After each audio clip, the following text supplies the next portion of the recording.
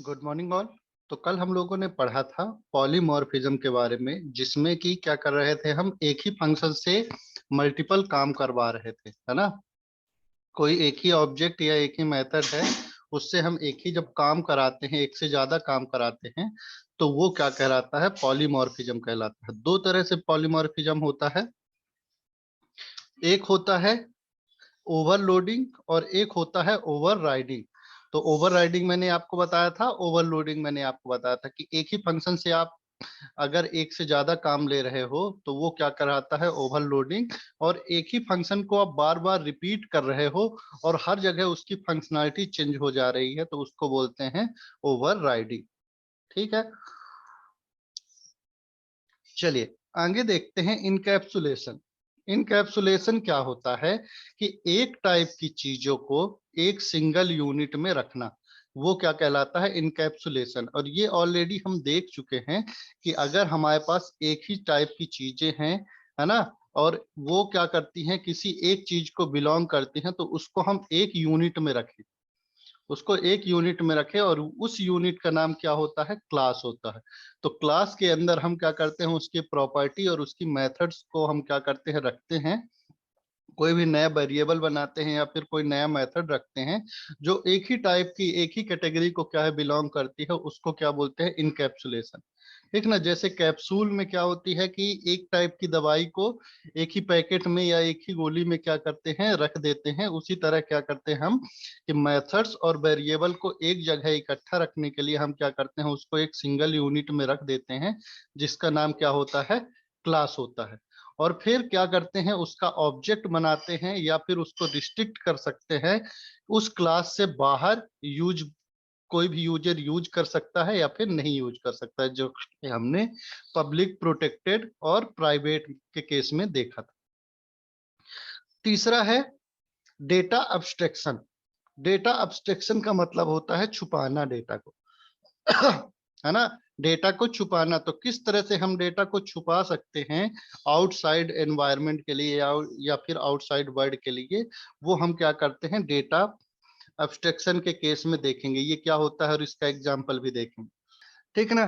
तो जिसमें लिखा क्या है, definition, data abstraction is the most important feature of OOPs programming language. It's so only useful information remaining are hidden from the end user. Abstraction is any representation of data which is implementation details are hidden or abstracted। जैसे क्या होता है, या तो हम mobile के case में देख लें या तो एटीएम के केस में देख लें, तो फंक्शनैलिटी उसके अंदर, मतलब कंप्यूटर सेम लगा रहता है जो आपके घर में रहता है ना, घर में रहता है। लेकिन क्या है कि सिर्फ हमने कौन सी फंक्शनैलिटी दी है कि वो सिर्फ पैसा निकाल सके या पैसा डाल सके, सिर्फ उतनी फंक्शनैलिटी हमने एटीएम में दी है, तो सिर्फ वही करता है वो।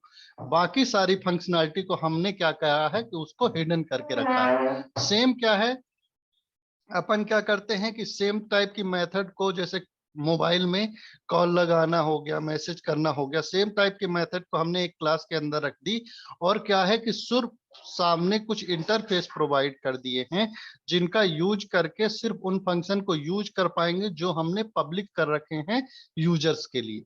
तो अब्स्ट्रैक्ट क्लास भी क्या होती है, इसी तरह से होती है। तो अब्स्ट्रैक्ट डेटा अब्स्ट्रक्शन को कैसे अचीव कर सकते हैं, दो तरह से। एक होती है एब्स्ट्रैक्ट क्लास, एक होती है इंटरफेस। देखिए ये क्या होती है एब्स्ट्रैक्ट क्लास और एब्स्ट्रैक्ट इंटरफेस। देखिए जैसे हमने क्या किया, ब्राउजर खोल लेते हैं और इसको भी, ठीक, हमने क्या किया कि एक क्लास बनाई, और वो क्या है, एब्स्ट्रैक्ट क्लास है। तो मैंने लिखा एब्स्ट्रैक्ट क्लास। एब्स्ट्रैक्ट का मतलब एक चीज और होता है, अधूरा। ठीक है ना। हम क्या करते हैं कि कोई एक क्लास बनाते हैं और उसमें क्या है, कुछ काम अधूरा छोड़ देते हैं। जैसे मैंने एक क्लास बनाई फादर नाम की, ठीक, और उसमें क्या है कि कुछ वेरिएबल लिए अपन ने। जैसे कल के केस में देख लेते हैं, पब्लिक नेम इक्वल टू, इसका नेम है मान लो मनोज, ठीक, पब्लिक या प्राइवेट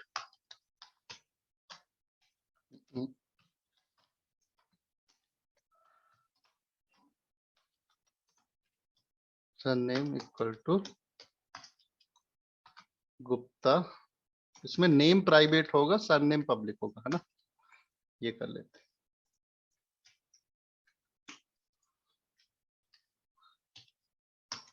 और एक मेथड क्या है हम बनाते हैं, so function so full name. और क्या करता हूं मैं, इसको यहीं पर अधूरा छोड़ देता हूं। मतलब मैं क्या करता हूं, यहां बनाता हूं अब्स्ट्रैक्ट मेथड, अब्स्ट्रैक्ट फंक्शन, और उसको क्या कर देता हूं, अकेला छोड़ देता हूं। मतलब इसकी बॉडी मैंने नहीं बनाई। अब्स्ट्रैक्ट फंक्शन में क्या है कि अपने को बॉडी बनानी पड़ती है। कोई भी जब फंक्शन बनाते हैं ना, तो बॉडी बनानी पड़ती है कि उसके अंदर अपने को क्या फंक्शनलिटी लिखनी। लेकिन मैंने क्या किया है, एक अब्स्ट्रैक्ट फंक्शन बनाया है सो फुल नेम का, सो फुल नेम का, और उसको क्या है, सिर्फ डिक्लेयर कर दिया है यहाँ पर। उसको डिफाइन नहीं किया है कि उसके अंदर क्या फंक्शनलिटी होगी।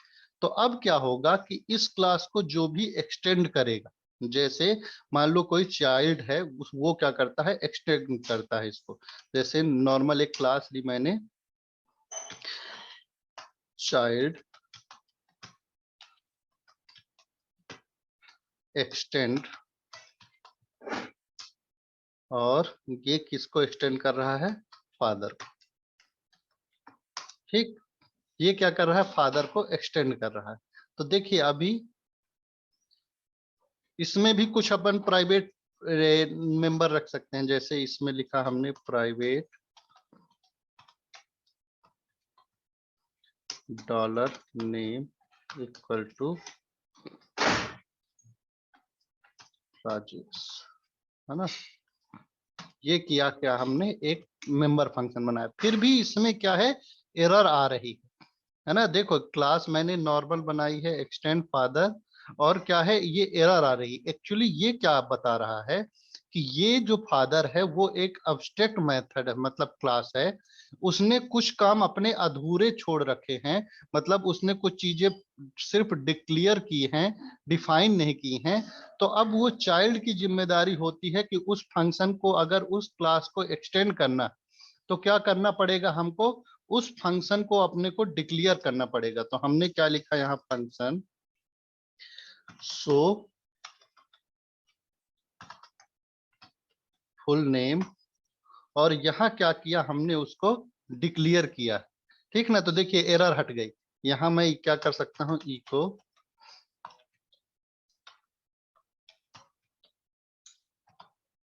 This dot full name, sorry name, और इसको मैं क्या करता हूँ, डबल कोट में डाल लेता हूँ। तो अपन क्या कर सकते हैं, ऐसे डॉट दिस डॉट सरनेम।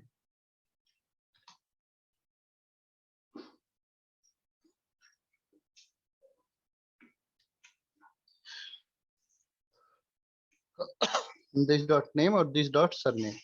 अब क्या है कि इस फंक्शन का अगर हम कोई, इस क्लास का कोई भी ऑब्जेक्ट बनाते हैं, ठीक है ना, dollar C H equal to new child, और इसको क्या कर सकते हैं अपन, C H dot so full name. अपन क्या कर सकते हैं, उस फंक्शन को कॉल करा सकते हैं। देखिए राजेश गुप्ता, ये क्या किया है, प्रिंट कर दिया। अगर हम इस क्लास में ये वाला जो फंक्शन है वो क्या करते हैं, डिक्लेयर नहीं करते हैं, डिफाइन नहीं करते हैं, तो वो क्या करता है, एरर देता है। एरर किस लिए दे रहा है, देखो, child does not implement method so full name. ये क्या करता है कि हमारा जो पेरेंट वाली क्लास है वो क्या करता है, कुछ क्लास को सिर्फ डिफाइन करता है कि अगर मुझे यूज करना है तो कुछ मेथड्स है मेरी, उनको तुमको फॉलो करने पड़ेंगे, कुछ रूल्स है मेरे जो फॉलो करने पड़ेंगे। तो उसने क्या रूल नाम बनाया कि अगर कोई भी क्लास मेरे को एक्सटेंड करती है, ठीक है ना, तो उसको कौन सा फंक्शन बनाना पड़ेगा, सो फुल नेम का फंक्शन बनाना पड़ेगा, ठीक है ना। अब क्या होता है कि मान लो इस क्लास को भी क्या किया, किसी ने अब्स्ट्रैक्ट किया, तो सॉरी एक्सटेंड किया है क्लास। अब ग्रैंड चाइल्ड एक्सटेंड्स चाइल्ड। तो देखिए क्या हुआ कि अभी भी एरर आ रही है, ठीक ना। तो इसमें भी मैंने क्या किया, एक प्राइवेट मेंबर रखा इसमें, राजेश, इसका नाम क्या है, दिनेश कर देता हूं। और सो फुल नेम का फंक्शन क्या करता हूं मैं, यहां पर लगा देता हूं।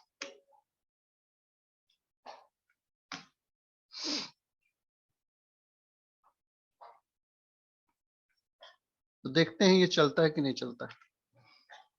देखिए इसमें क्या होता है कि अगर इसको किसी ने एक्सटेंड किया है, तो या तो वो एब्स्ट्रैक्ट क्लास होगी, मतलब अगर उसको भी अपना काम अधूरा छोड़ना है तो उसको लिखना पड़ेगा यहाँ एब्स्ट्रैक्ट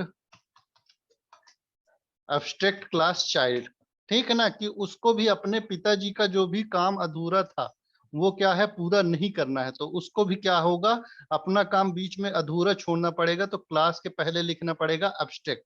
अब क्या है, ये ग्रैंड चाइल्ड की जिम्मेदारी होगी, मतलब इस क्लास के आगे वाले की जिम्मेदारी होगी, जो भी इसको एक्सटेंड करेगा, कि तुम इसके जो ग्रैंड मतलब फादर थे, मतलब जो भी इसका पेरेंट था, उसकी मेथड्स को वो फुलफिल करे, ठीक है ना। तो इसने सिर्फ क्या किया था, मेथड को यहाँ डिफाइन किया था कि एक मेथड होगी सो फुल नेम की, वो क्या करेगा, यहाँ पर तुमको क्या है, डिफाइन करना पड़ेगा। भले ही तुम फंक्शनैलिटी कुछ भी रख दो, है ना, सिर्फ तुमको नेम बस प्रिंट कराना है तो नेम बस प्रिंट करा दो, लेकिन तुम्हारे पास ये वाली मेथड क्या होनी चाहिए सो फुल नेम की, जो कि उसके फादर डिक्लेयर करके गए थे। तो तुमको क्या है, उसको डिफाइन करना पड़ेगा जब भी आप एक एब्स्ट्रैक्ट क्लास को क्या करते हो, एक्सटेंड करते हो। कुछ नहीं है, मतलब क्या होता है कि अभी तक सारी पावर क्या होती थी, ग्रैंड चाइल्ड के पास होती थी। अभी जब हम एब्स्ट्रैक्ट यूज नहीं करते थे, तो क्या होता था कि जब भी चाइल्ड बनाते थे तो उसके पास क्या होती थी, पूरी पावर आती थी कि वो क्या करता था कि अपने नए मेथड्स बना सकता था, है ना, नए मेंबर बना सकता था, और फादर की जितनी भी पब्लिक प्रॉपर्टी थी उसको भी वो एक्सेस कर सकता था।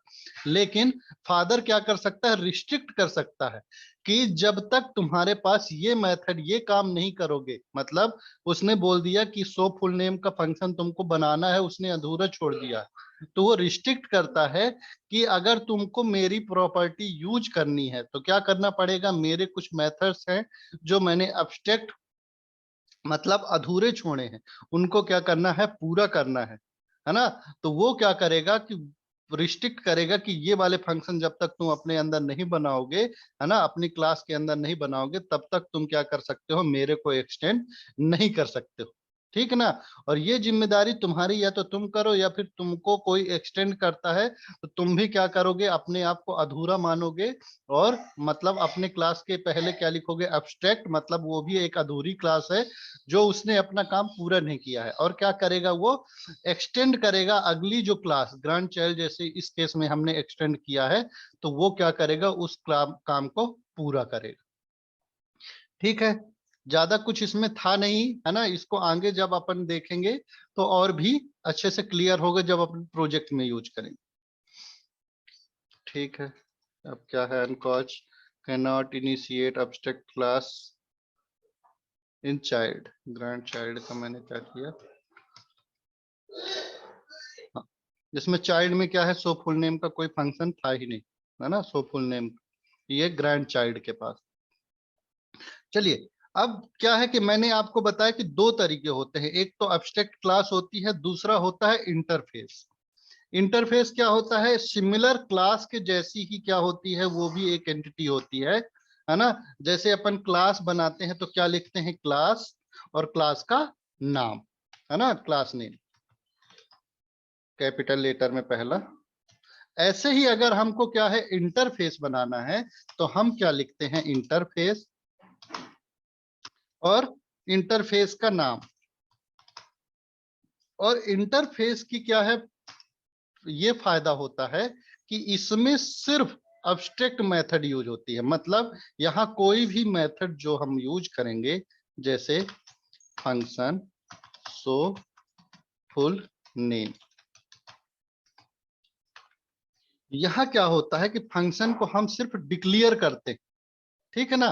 अब क्या होता है, डिफाइन नहीं करते हैं इसमें, है ना। कोई भी फंक्शन यहाँ डिफाइन नहीं होगा। मतलब अगर अपने को ऐसा बनाना है तो यहाँ पर ऐसा हम नहीं लिख सकते हैं कोई भी कि फंक्शन शो फुल नेम और यहाँ पर दिस डॉट ये दिस डॉट वो, ये यूज नहीं कर सकते हैं। यहाँ पर इंटरफेस क्या होता है कि एक अब्स्ट्रैक्ट क्लास जैसी ही होती है, लेकिन इसमें सिर्फ क्या होते हैं कि काम अधूरा छोड़ने के लिए ही इसको बनाया गया है, ठीक है ना।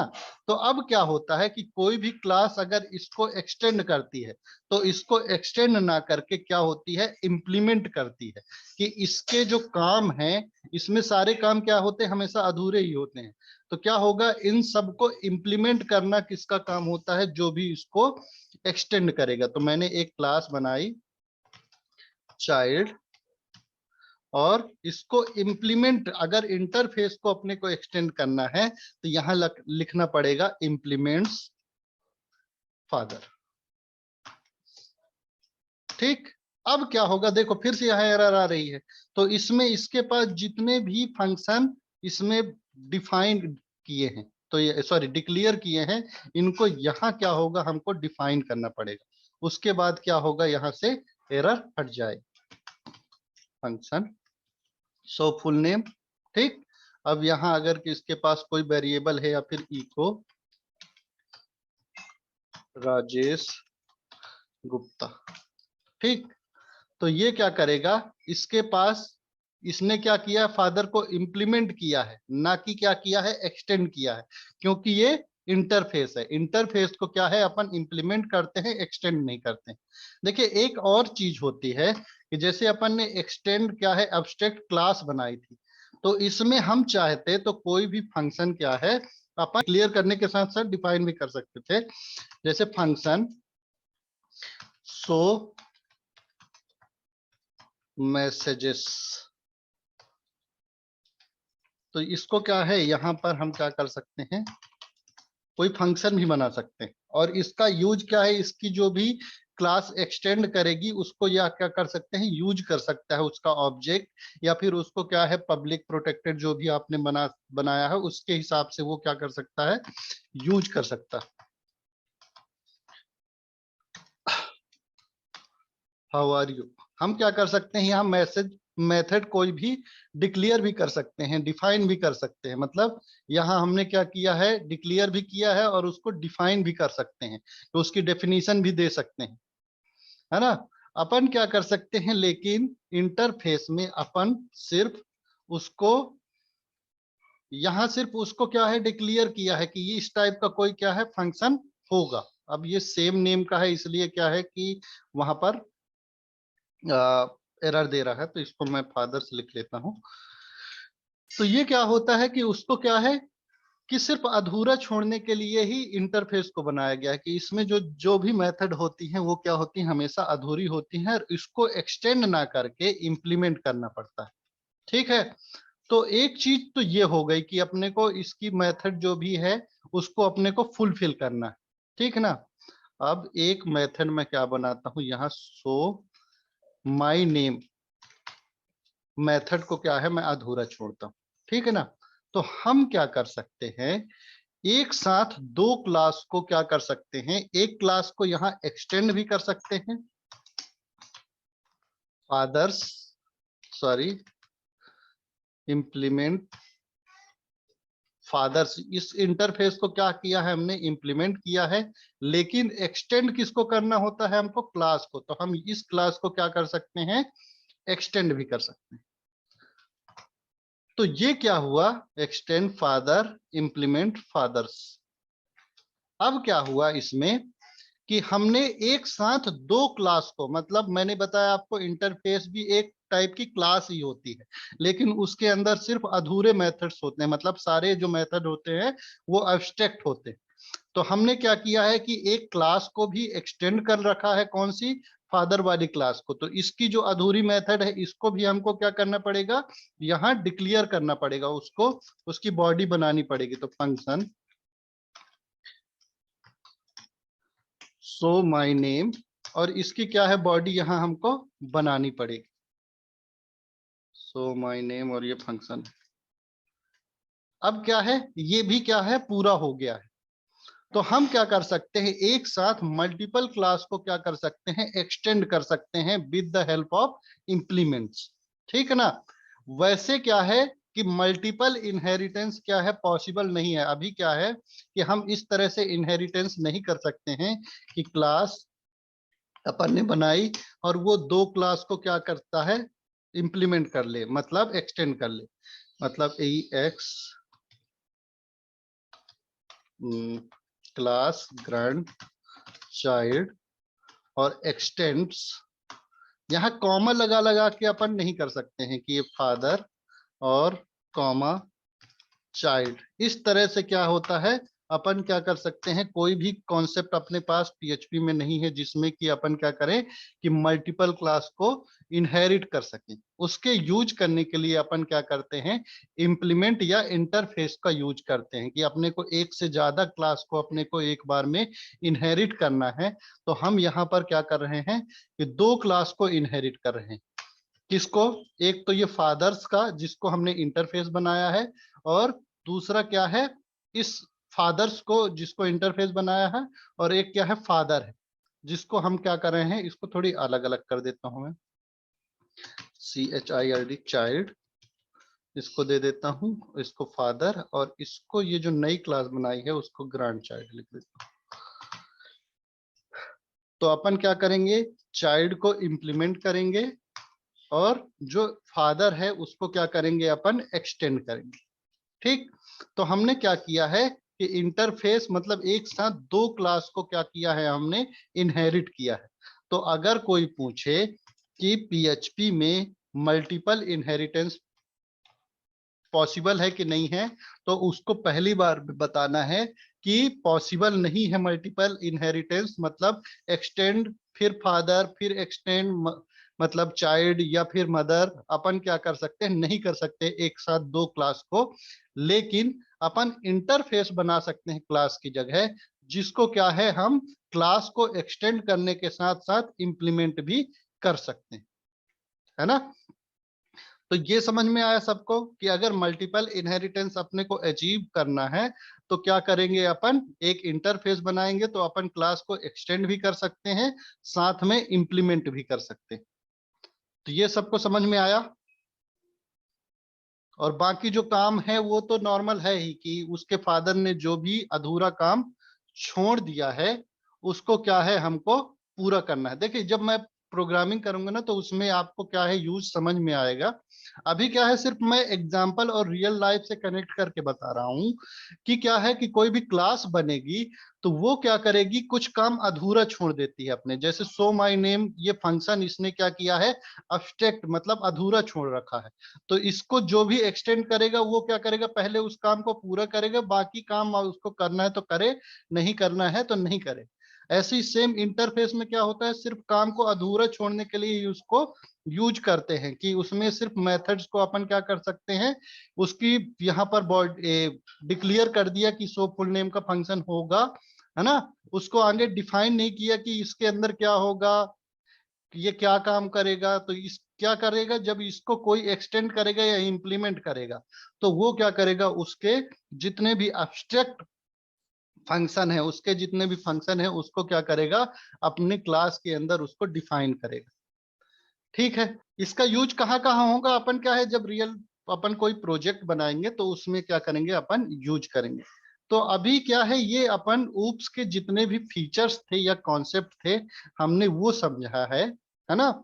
जब आप हम प्रोजेक्ट बनाएंगे ना तो हम ये चीजें यूज कर लेंगे और आपको क्या है, पता भी नहीं चलेगा कि हमने ये यूज कर लिया है। तो इसलिए मेरे को बताना जरूरी था। तो अब आगे थोड़ा सा अपन पढ़ेंगे फॉर्म्स के बारे में, उसमें डेटा कैसे गेट करेंगे, डेटा कैसे इंपोर्ट करेंगे, डेटा एक पेज से दूसरे पेज में कैसे जाएंगे। इनकैप्सुलेशन, देखो इनकैप्सुलेशन और कुछ नहीं है, हर चीज को जो एक टाइप की कैटेगरी को बिलोंग करता है उसको एक जगह रखना इनकैप्सुलेशन कहलाता है। इनकैप्सुलेशन में जो कैप्सूल है वो खुद इसकी प्रॉपर्टी को बताता है कि जैसे कैप्सूल में एक ही प्रकार की दवाई का मिश्रण को अपन क्या करते हैं एक ही कैप्सूल के अंदर रख देते हैं, वैसे ही कोई क्लास होती है वो क्या होती है पर्टिकुलर एक ही कैटेगरी को बिलोंग करती है। मतलब जैसे कोई कैट नाम का हुआ या एनिमल नाम का हुआ क्लास हुआ, वो क्या करेगा एनिमल के सारे वेरिएबल्स को रखेगा और उसकी मेथड्स को, उसकी प्रॉपर्टी को और उसकी मेथड्स को रखेगा, है ना। तो एक ही मेथड्स को एक सिंगल यूनिट में कंबाइंड करके रखना वो क्या कहलाता है, इनकैप्सुलेशन कहलाता है। तो जब भी हम ऑब्जेक्ट ओरिएंटेड प्रोग्रामिंग सिस्टम का यूज करेंगे तो हम क्या करेंगे, क्लासेस का यूज करेंगे और उस क्लास में उससे रिलेटेड जो भी उसके फंक्शन है या वेरिएबल हैं उस क्लास के अंदर ही रखेंगे, है ना। कैप्सूल बना के रखेंगे, मतलब एक अपन क्या करेंगे उसको एक कंटेनर में रखेंगे जिसका नाम क्या होगा, क्लास होगा। बस सिर्फ ये इनकैप्सुलेशन का ये मतलब। आगे देखते हैं कि हम क्या करेंगे, कुछ फॉर्म लेंगे अब और क्या करेंगे कि एक फॉर्म से दूसरे फॉर्म में क्या है कि फॉर्म को सबमिट करेंगे और डेटा को गेट करेंगे कि कैसे हमारा डेटा गेट होगा और कैसे हम उसको उसमें इंप्लीमेंट करेंगे, मतलब कैसे हम डेटा को डेटाबेस में इंसर्ट करेंगे, है ना। और पहले तो क्या होगा, अपना काम होगा डेटा को लेना। तो हम क्या करते हैं, एक फाइल बनाते हैं हम फॉर्म्स नाम की, फॉर्म डॉट पीएचपी, ठीक है ना। फॉर्म डॉट पीएचपी क्या है, फाइल बनाता हूं मैं, यहाँ एचटीएमएल का जो भी अपना कंटेनर है वो डाल दिया मैंने, HTML का जो भी पार्ट था वो मैंने डाल दिया है। इसको भी मैं साइड बाय साइड खोल लेता हूं और यहाँ अपन क्या करते हैं, एक लॉगिन फॉर्म बनाते हैं, ठीक है ना। तो H1 यहाँ लिख देता हूं मैं लॉगिन, और यहाँ एक फॉर्म बनाते हैं। फॉर्म क्या है, देखो अब देखो फॉर्म, फॉर्म हमने HTML के केस में पढ़ा था तो फॉर्म में क्या देते थे, हम एक्शन देते थे और क्या देते थे, मेथड देते थे, ठीक है ना। तो मेथड में दो चीजें देते थे, एक देते थे गेट या देते थे पोस्ट, या फिर अगर हम मेथड में कुछ भी नहीं देते थे तो वो क्या होता था, by default get method he use करता था। तो चलो इसको भी यूज कर लेंगे और मेथड भी चेंज करके हम देख लेंगे, ठीक है। चलिए एक्शन हो गया, अब यहाँ कुछ इनपुट ले लेते हैं अपन। तो इनपुट टाइप, इनपुट टेक्स्ट, है ना, और नेम यहाँ लिख लेता हूं मैं यूजर नेम।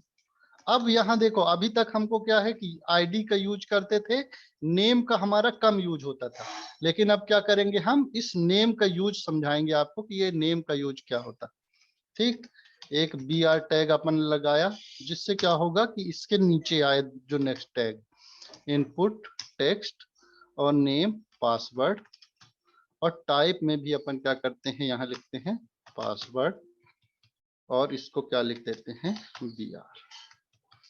उसके नीचे क्या करते हैं, एक सबमिट बटन लेते हैं, बटन, और यहाँ लिख देते हैं। हम क्या करते हैं, जब बटन टैग का यूज करते हैं और उसके अंदर कोई टेक्स्ट लिखते हैं तो वो अगर फॉर्म के अंदर है तो वो as a submit button use होती है, हम ये पढ़ चुके हैं, ठीक।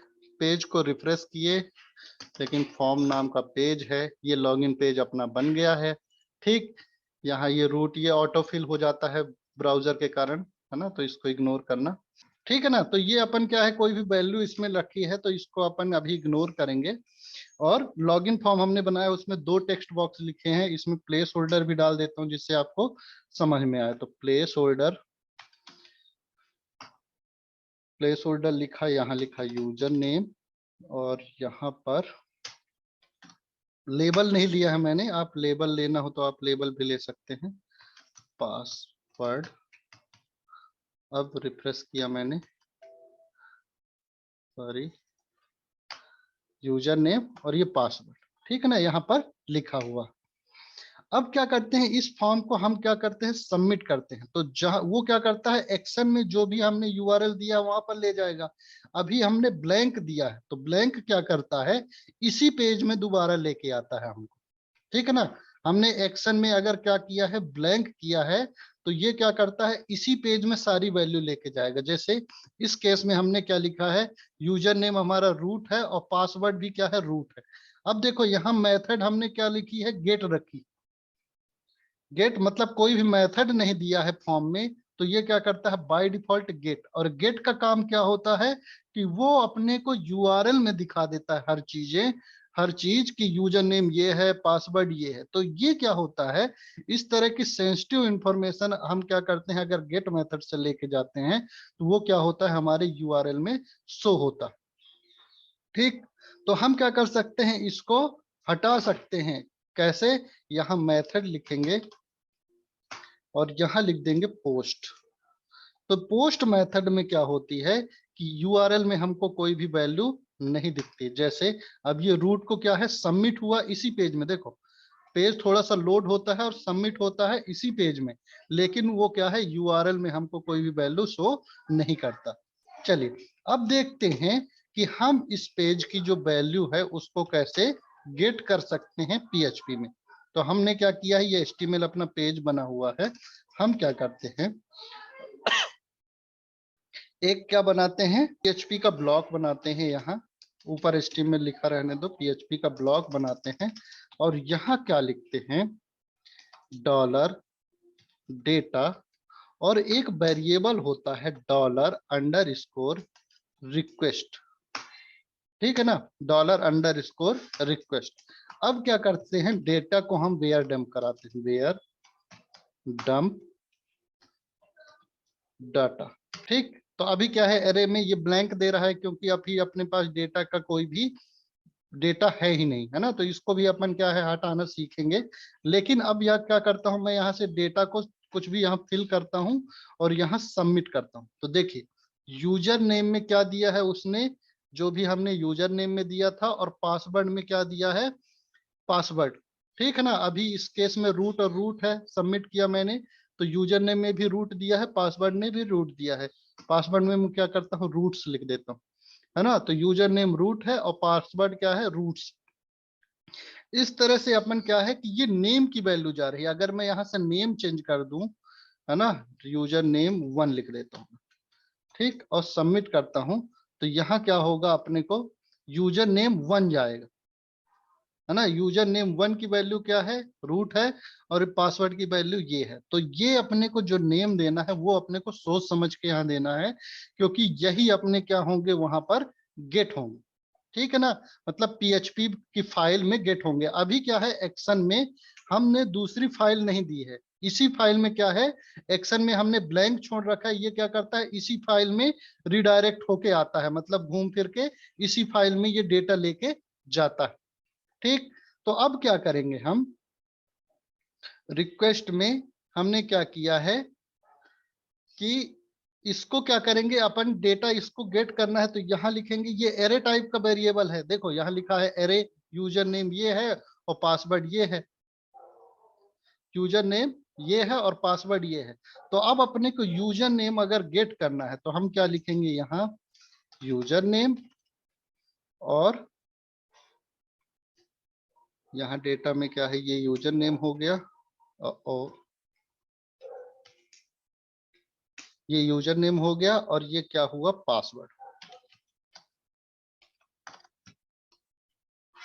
ये हुआ पासवर्ड। ठीक है, जैसे एरे से अपन क्या है, वैल्यू निकालते हैं, उसका इंडेक्स दिया यूजर नेम और उसका इंडेक्स दिया पासवर्ड। एसोसिएटिव एरे में आता है, देखिए यूजर नेम की वैल्यू रूट, पासवर्ड की वैल्यू रूट। अब क्या कर सकते हैं अपन, अगर सिर्फ अपने को यूजर नेम प्रिंट कराना हुआ तो वेयर डेम्प में अंदर क्या लिख दिए, यहाँ यूजर नेम। अब देखिए सबमिट किया मैंने, तो वो क्या रिटर्न कर रहा है, रूट, ये यूजर नेम था। पासवर्ड अपने को प्रिंट कराना है तो अपन क्या लिख सकते हैं, पासवर्ड। पासवर्ड में जो इतनी सारी वैल्यू दिया और मैंने इंटर किया, तो वो क्या करता है, पासवर्ड लेके जाता है। ऐसे ही सेम हम क्या कर सकते हैं, दूसरी फाइल को भी यहाँ दे सकते हैं। तो हम क्या करते हैं, एक फाइल बनाते हैं, एक्शन डॉट पीएचपी, और यहाँ क्या लिखते हैं, सेम जो लाइन का कोड अपन ने क्या दिया था, यहाँ दिया था, इसको लिख देते हैं एक्शन में। और हम क्या कर सकते हैं, यहाँ फॉर्म में क्या लिख सकते हैं, एक्शन डॉट पीएचपी, उस फाइल का नाम, है ना। सर्वर में जो भी फाइल अपने को ले जानी है उसका क्या कर सकते हैं, अपन नाम दे सकते हैं। फॉर्म को हमने रिफ्रेश किया, अब क्या है, सबमिट करेंगे तो ये कहां पर ले जा रहा है, एक्शन डॉट पीएचपी में, एक्शन डॉट पीएचपी में लेके जा रहा है। और हमने क्या दिया था, यहाँ क्या प्रिंट कराया है, पासवर्ड प्रिंट कराया है। तो वो क्या करता है, हमको पासवर्ड को देता है ना, पासवर्ड हमने वो किया है। अब हम यहाँ एक कंडीशन लगाते हैं, if user name equal to Satanand and ऐसे भी लिख सकते हैं, और एंड क्या कर सकते हैं, ऐसे भी लिख सकते हैं, and password equal to Tiwari. ठीक, स्मॉल में मैंने दोनों चीजें लिखी हैं। ठीक, तो क्या करेगा, इको करेगा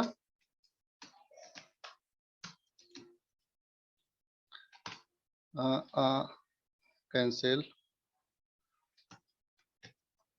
सक्सेसफुली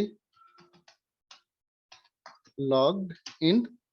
ठीक, और एल्स में यहां हम मैसेज प्रिंट कराते हैं, इको इनवैलिड यूजर नेम और पासवर्ड। ठीक, इस तरह का मैसेज क्या करते हैं, अपन प्रिंट कराते हैं। चलिए, हो गया अपना काम। को दिखाना था user name, invalid user name और पासवर्ड।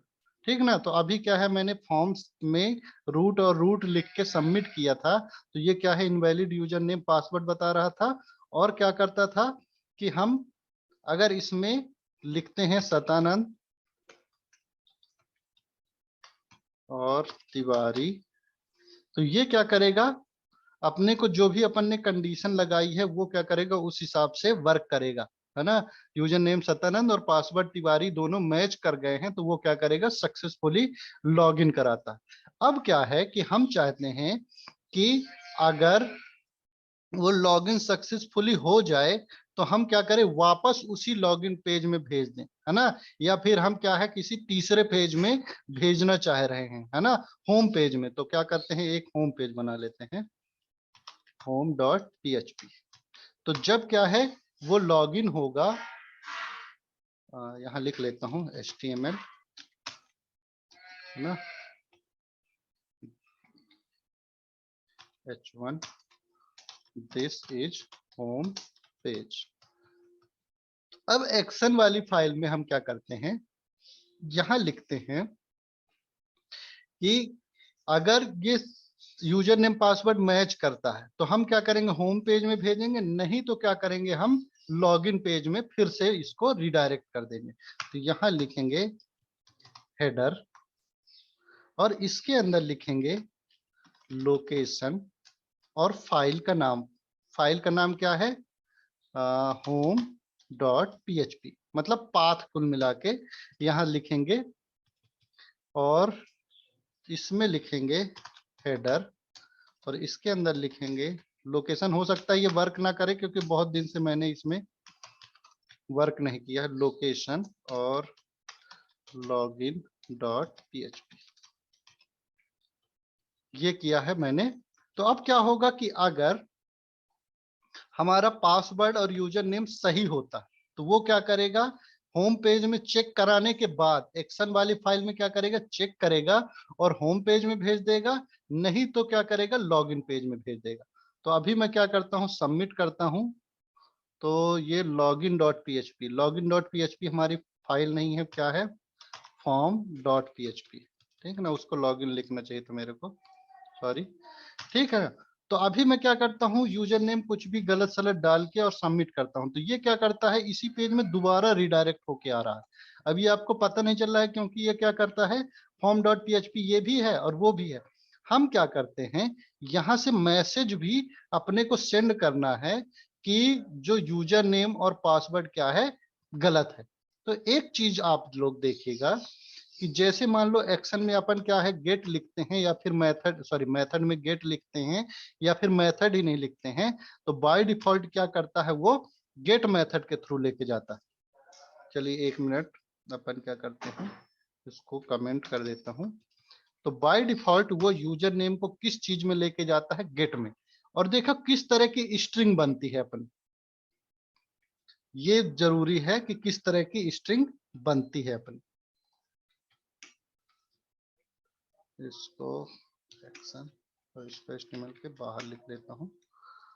और देखो किस तरह की स्ट्रिंग बनती है, फाइल का नाम, फिर क्वेश्चन मार्क, यहां क्या होता है लिखा रहता है एक वेरिएबल का नाम जो भी है, यूजर नेम या फिर जो भी अपने को देना हो, फिर उसकी वैल्यू, फिर अपना नेम, फिर उसकी वैल्यू। ऐसा क्या होता है, नेम और वैल्यू, नेम और वैल्यू, बीच में अगर मल्टीपल वैल्यू है तो एंड का साइन लगा रहता है, जैसे यूजर नेम है और फिर एंड पासवर्ड है। तो हम क्या कर सकते हैं, एक्शन में इस तरह से अगर कोई यूआरएल हमको भेजनी है तो वो भी हम क्या कर सकते हैं, भेज सकते हैं। कैसे, जैसे इसमें हम क्या लिखते हैं, देखिए सेम इसी तरह का मैं बनाता हूं, है ना। क्वेश्चन मार्क लिखा मैंने, यहां लिखा मैसेज इक्वल टू, और एक मैसेज नाम का वेरिएबल बना लेता हूं और यहां लिख लेता हूं इनवैलिड यूजर नेम और पासवर्ड। ठीक है। और यह मैसेज को, इस मैसेज को मेरे को क्या करना है, यहाँ पर मैं सेंड कर देता हूं। तो ये किस फॉर्म में जाएगा, इसी फॉर्म में जाएगा। यूजर नेम मतलब यहाँ मैसेज जाएगा और मैसेज की यहाँ क्या होगी, वैल्यू जाएगी। चलिए चेक करते हैं, फॉर्म वाले पेज में गए, ठीक है ना। अब यहाँ क्या होगा कि अगर यूजर नेम सतन तिवारी नहीं मिलता है तो क्या होता है, यूजर नेम और पासवर्ड नहीं मिलता है तो वो क्या करेगा, फॉर्म डॉट पीएचपी में वापस भेजेगा, साथ में अपने को यूआरएल में क्या करेगा, मैसेज भी भेजेगा कि हाँ ये मैसेज ये है, इनवैलिड यूजर नेम और पासवर्ड। सबमिट किया, देखिए इसमें क्या है, सबमिट किया तो क्या है कि पासवर्ड मैंने यूजर नेम पासवर्ड गलत डाला था। तो ये देखिए फॉर्म डॉट पीएचपी, फिर क्वेश्चन मार्क, देखिए इसको मैं क्या करता हूँ, नोट पैड में खोलता हूं तो बड़ा बड़ा आपको दिखेगा।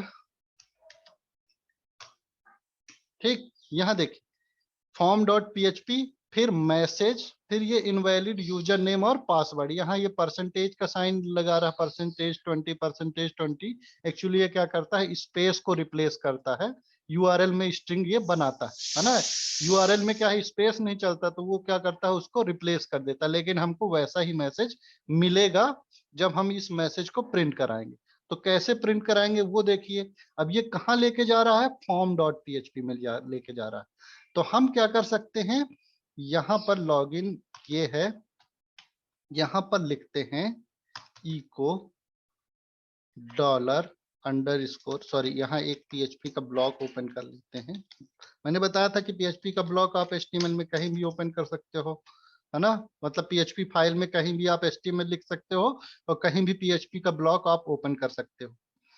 ठीक, फिर पीएचपी के अंदर मैंने क्या लिखा, मैसेज इक्वल टू, अब ये क्या है, ये भी रिक्वेस्ट में अपनी आ रही है, गेट रिक्वेस्ट में आ रही है। तो यहाँ क्या लिखेंगे, डॉलर अंडर स्कोर रिक्वेस्ट, और यहाँ कौन सा वेरिएबल में आ रही है, मैसेज नाम के वेरिएबल में आ रही है।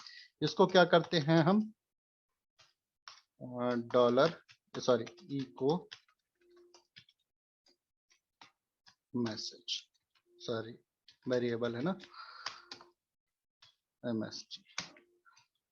अब देखिए फॉर्म में अगर हमने क्या है, अनडिफाइंड इंडेक्स मैसेज बता रहा है, तो हमको चेक करना पड़ेगा कि ये अगर मैसेज आए तभी हमको क्या करना है, इस मैसेज को प्रिंट करना है। तो मैं क्या लिखता हूं, यहाँ एक कंडीशन लगा देता हूं,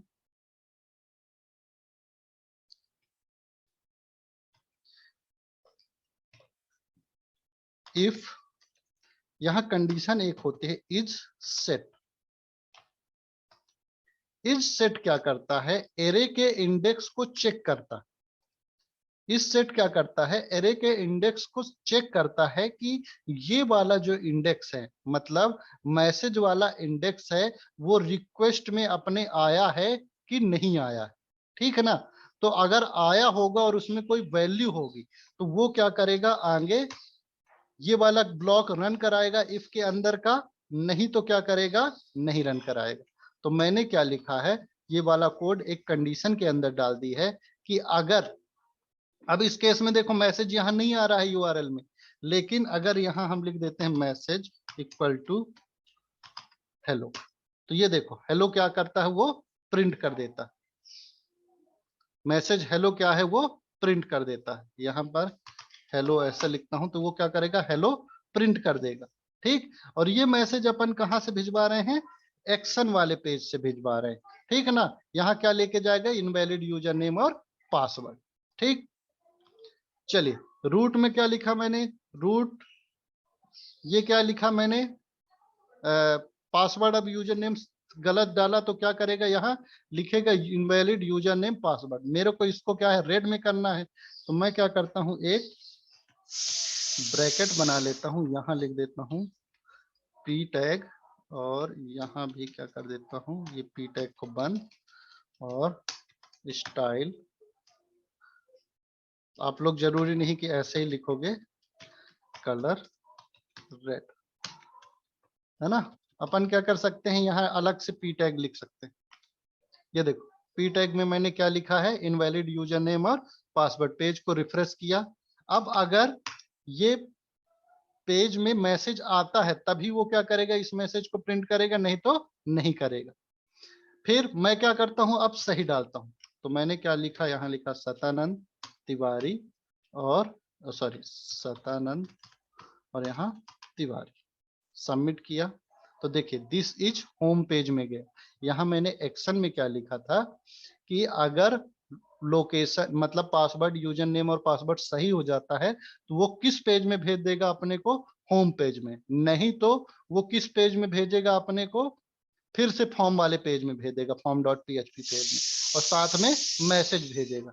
तो यहां भी अपन क्या कर सकते हैं, मैसेज भेज सकते हैं। मैसेज लिखा हमने, मैसेज, और क्या करता हूं, मैसेज का वेरिएबल में लिख लेता हूं जिससे यहां ना लिखना पड़े मेरे को। Dollar message equal to login success, ठीक। और यहां क्या लिखता हूं मैं, डॉलर मैसेज, ठीक। डबल कोट के अंदर दिया है तो अपन क्या कर सकते हैं, वेरिएबल को उसके अंदर डायरेक्टली कॉन्केटिनेट कर सकते हैं। ये मैंने आपको बताया था, है ना। अब क्या है, मैसेज को अपने को होम पेज में लेना है, तो यहाँ क्या लिखेंगे, पीएचपी का ब्लॉक ओपन करेंगे, पीएचपी, और मैसेज को अपन क्या करेंगे, गेट करेंगे, dollar message equal to dollar underscore request, और यहाँ आएगा मैसेज, ठीक। इको मैसेज, देखिए अभी क्या है, अनडिफाइंड इंडेक्स बता रहा है क्योंकि इस केस में यहाँ मैसेज है ही नहीं। तो यहाँ अपने को मैसेज इक्वल टू जो भी अपने को लिखना है तो वो हम लिखेंगे तब आएगा। लेकिन अगर मान लो मैसेज नहीं आया किसी केस में तो वो क्या करेगा, एरर देगा अपने को। तो इस एरर को हैंडल करने के लिए अपन क्या लिखेंगे, पहले चेक कराएंगे कि इसमें मैसेज में वैल्यू है कि नहीं है, ठीक है ना। तो इफ इज, ठीक है ना, इज और फिर सेट, और उसके अंदर अपन क्या करेंगे, उस वेरिएबल को डाल देंगे, और इसके अंदर अपन लिखेंगे वही जो अपना मैसेज। दोनों चीजें अपन ने क्या किया है, इसके अंदर लिख दी। चलिए रिफ्रेश किया, अभी क्या है, कोई मैसेज नहीं आया। चलिए फिर से क्या करते हैं, अपन लॉग इन करते हैं, फॉर्म डॉट पीएचपी को खोलते हैं, ठीक। और यहाँ लिखते हैं सतानंद और पासवर्ड तिवारी, और सबमिट किया। तो ये क्या किया है, दिस इज होम पेज लिखा, और क्या लिखा है, लॉगिन सक्सेस, कि लॉगिन हमारा सक्सेसफुली लॉगिन हो गया, ठीक। ये समझ में आ गया सबको, सिंपल सा है। डेटा को अपने को गेट करना है फॉर्म से, और उसको क्या है, प्रिंट कराना है, चेक कराना है। जो भी अपने को कंडीशन क्या है लगानी है वो आप लगा सकते, ठीक है। देखो अब क्या होता है कि हम यहाँ पर हाँ भेज देंगे कोडिंग। अब देखो इसमें होता क्या है कि हमने यहाँ मेथड में लिखा है गेट, ठीक है ना, यूजर नेम पासवर्ड में, तो गेट जब हम लिखते हैं तो भी सेम अपना चल रहा है कोड। आप अगर थोड़ा सा ध्यान दिए होगे तो जब मैं गेट लिखता हूँ, है ना, गेट लिखता हूं तब भी वो सेम कोड रन होता है, और जब मैं पोस्ट लिखता हूं तो भी वो क्या करता है, सेम कोड अपना रन हो जाता है। तो कैसे, मतलब डिफरेंस क्या है हुआ गेट और पोस्ट का? सिर्फ यही बस डिफरेंस तो नहीं हुआ कि मतलब क्या है कि अपन यूआरएल में इसको देख सकते हैं, नहीं तो नहीं देख सकते हैं, है ना। तो अपन ने यहाँ पोस्ट लिखा है, अभी भी यूआरएल में यूजर नेम और पोस्ट की वैल्यू नहीं जा रही है। यहाँ क्या है, सतानंद तिवारी लिखा, अब पोस्ट लिखा, तो ये क्या है, सेम वो क्या करता है, रन करता है। तो हम क्या कर सकते हैं, अगर स्पेसिफिक गेट या पोस्ट रिक्वेस्ट को ही अपने को हैंडल करना है, तो यहाँ डॉलर रिक्वेस्ट ना लिख के डॉलर अंडर इसको लिखेंगे पोस्ट, ठीक, डॉलर अंडर स्कोर पोस्ट। तो ये क्या करेगा, सिर्फ पोस्ट रिक्वेस्ट में ही अगर कोई वेरिएबल आता है तो वो हैंडल करेगा, नहीं तो नहीं करेगा। रिक्वेस्ट में क्या है, दोनों टाइप की वैल्यू जाती है। अब देखिए यूजर नेम को मैं क्या करता हूं, इको, और यहाँ यूजर नेम, ठीक, और एक अपने पास फंक्शन होता है डाई का। डाई फंक्शन क्या करता है कि कोड के एग्जीक्यूशन को यहीं रोक देता है, इसके आगे कुछ भी वो क्या करेगा, रन नहीं करेगा। तो पीएचपी में क्या है, अपने को किसी भी लाइन में कोड को रोकने के लिए अपन क्या करेंगे, उसके आगे डाई लिख देंगे। तो क्या करेगा, कोड का एग्जीक्यूशन यहां तक चलाएगा, लेकिन उसके बाद जैसे ही डाई मिलेगा उसको आगे कोड को एग्जीक्यूशन वो चलाएगा ही नहीं। तो अपन रोक के चेक कर सकते हैं कि यहाँ तक क्या वैल्यू आ रही।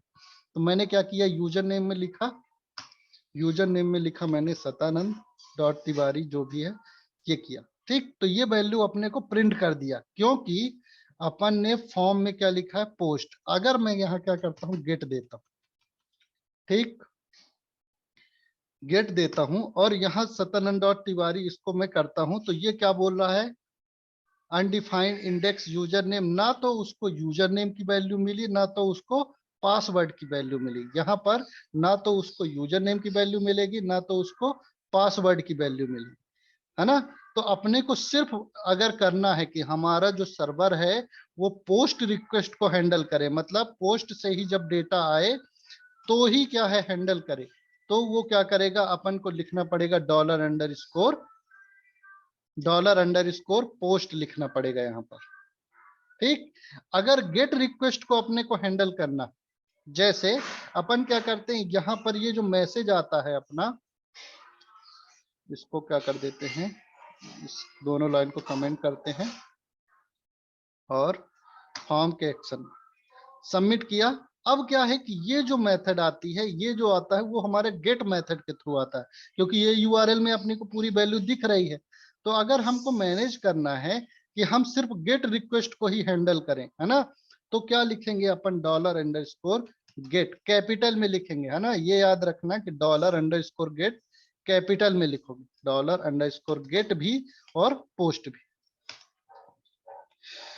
डॉलर अंडरस्कोर पोस्ट और डॉलर अंडरस्कोर गेट। ये क्या करोगे आप, पोस्ट उसमें लिखोगे तो अपने को क्या है कि सेम अपने को आउटपुट देगा। देखो जब भी अपने को यूआरएल में गेट मेथड के थ्रू कोई भी वैल्यू लेनी है तो यहाँ लिखेंगे डॉलर अंडरस्कोर गेट, और जब भी अपने को पोस्ट में से लिखनी है तो क्या करेंगे अपन, डॉलर अंडरस्कोर पोस्ट लिखेंगे, ठीक है ना। तो अपन क्या करेंगे, स्पेसिफिक यूज करेंगे, ना रिक्वेस्ट का यूज ना करके अपन क्या करेंगे, स्पेसिफिक यूज करेंगे कि कौन सी वैल्यू अपने पास, किस चीज में वैल्यू अपन दे रहे हैं, और उसी चीज में अपन वैल्यू को क्या करेंगे, स्टोर करेंगे, ठीक। सबमिट किया अपन ने, और ये क्या है, यहाँ भी होम पेज में भी अपन क्या करेंगे, गेट से लेके आ रहे हैं, गेट लिखा, डॉलर अंडरस्कोर गेट। तो अपने को गेट और पोस्ट में डिफरेंस समझ में आ गया सब कोई। रिक्वेस्ट का यूज करके क्या है कि हम क्या करेंगे, गेट या पोस्ट का यूज करेंगे, जो भी हम अपन फॉर्म में सबमिट करा रहे हैं तो स्पेसिफिक यूज करेंगे।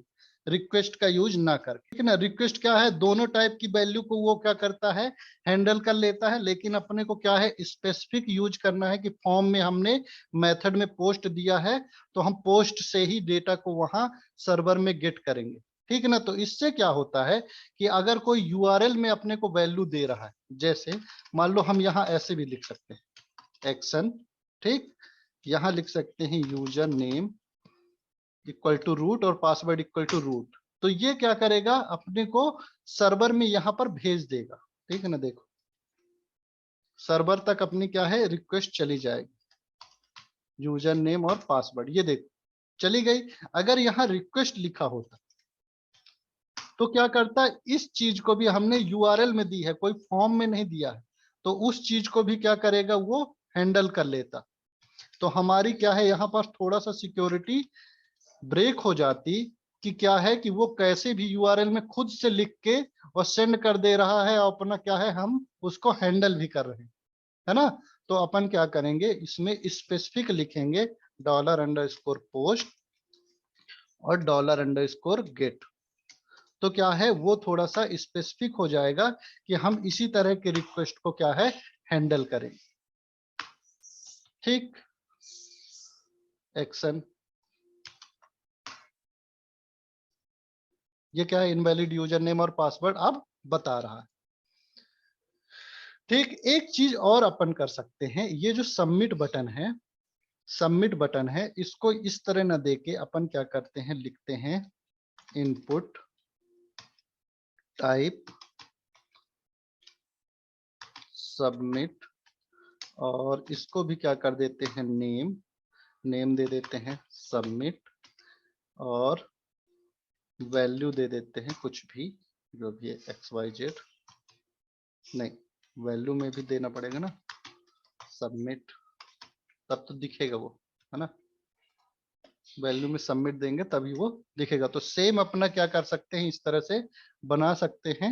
अब क्या है कि हम यहाँ पर चेक करा सकते हैं एक्शन में कि जब भी फॉर्म सबमिट होके आए, मतलब अब क्या होगा, जब फॉर्म सबमिट करेंगे तो यहाँ वेयर डंप मैं कराता हूँ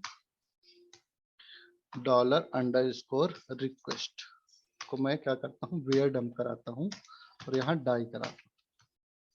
देखिए इसमें क्या फर्क पड़ेगा, अब अपने पास 3 वैल्यू जा रही है, यूजर नेम, पासवर्ड और सबमिट, 3 वैल्यू जा रहे हैं क्योंकि अपने पास 3 इनपुट है, यूजर नेम, पासवर्ड और सबमिट।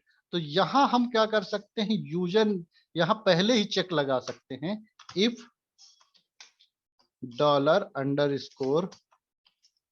$_पोस्ट और सबमिट वाला क्या है, डेटा आए। सबमिट कौन सा है, ये नेम सबमिट, तो यहां क्या कर सकते हैं, एक अपन चेक लगा सकते हैं, इसको किस फंक्शन में डालेंगे, इज सेट, और यहां लिखा मैंने सबमिट, और फिर इस पूरे कोड को अपन क्या कर सकते हैं, इसके अंदर डाल सकते हैं। अब ये क्या करेगा, रिलोड, फॉर्मेट डॉक्यूमेंट किया, और इसके एल्स में डाल देता हूं invalid echo invalid request, invalid request मैंने लिखा। अब क्या होता है कि अगर मैं एक्शन को डायरेक्ट हिट करता हूं, मैंने क्या किया है, यूआरएल में डायरेक्ट अपन क्या करते हैं, हिट करते हैं, यहां लिखा मैंने direct action dot PHP file को डायरेक्ट हिट करते हैं, तो वो क्या करता है, इनवैलिड रिक्वेस्ट देगा। लेकिन हम क्या करते हैं, फॉर्म के थ्रू सबमिट करा रहे हैं, पहले हमने फॉर्म खोला और इसको सबमिट कराना है, तो देखो इनवैलिड रिक्वेस्ट की जगह वो क्या दे रहा है, चेक कर रहा है यूजर नेम और पासवर्ड को। तो यहाँ वो पहले ही चेक कराता है कि अगर $_पोस्ट में सबमिट बटन में कोई वैल्यू आई है, सबमिट बटन में अपन ने क्या है, वैल्यू दिया है, कुछ भी दे सकते हो आप, लेकिन सबमिट दोगे तो यहाँ सबमिट लिखा आएगा, और यहाँ अगर लॉगिन लिख दोगे तो आप लॉगिन दिखेगा, यहाँ पर सिंपल सा लॉगिन, है ना। तो ये वैल्यू अपन चेंज कर सकते हैं। अब मैंने क्या किया है, चेक करा लिया पहले ही कि अगर वो एक्शन में सबमिट बटन आती है तभी वो करेगा, नहीं तो मतलब कुल मिला के सबमिट बटन में अगर क्लिक हुआ है तभी वो एक्शन में जाएगा, नहीं तो नहीं जाएगा। तो एक्शन डॉट पीएचपी में मैं क्या कर देता हूं, इनवैलिड रिक्वेस्ट। यहां क्या कर सकते हैं, एक चीज और डाल सकते हैं कि हमने एक मैसेज लिखा यहां इनवैलिड रिक्वेस्ट,